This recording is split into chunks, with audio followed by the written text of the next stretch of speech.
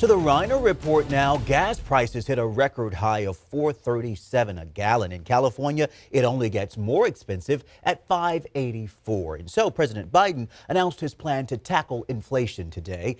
ABC 10's Morgan Reiner covers all things politics. Morgan has a closer look at the plan, and you're also hearing from California Republicans, Morgan.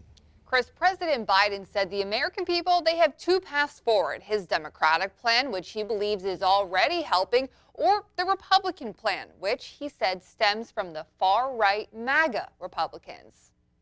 President Biden said his plan is to get more truckers on the road, increase competition. We're helping smaller companies get into the game to compete and help bring down the overall prices. Release oil from the country's stockpile to reduce the cost of gas. I'm working with Congress to pass landmark investments to help build a clean energy future as well. Lower taxes for middle-class families while making big corporations pay more. The Republican plan is to increase taxes on the middle-class families, let billionaires and large companies off the hook. When asked if his administration takes any responsibility for inflation, the president said the global supply chain disruption due to the pandemic and the war in Ukraine are at fault, and the Republicans in the gridlock Senate are to blame for slowing down solutions. I think our policies help, not hurt. California Republican Assembly Leader James Gallagher said both Biden and Governor Newsom own this crisis. The real path forward is what we propose. Let's cut it for middle-class families right now.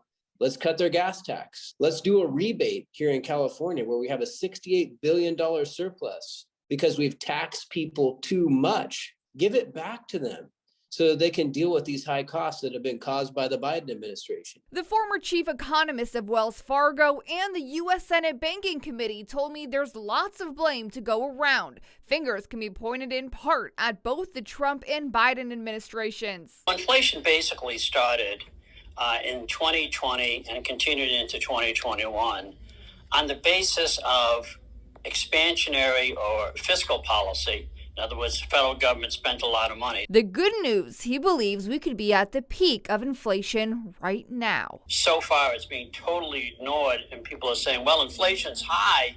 Yeah, it's high, but it's going down.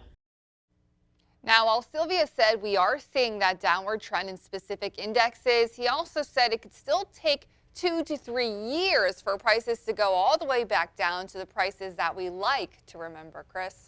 Certainly encouraging to hear, though, that perhaps we have reached the peak. Thank you, Morgan.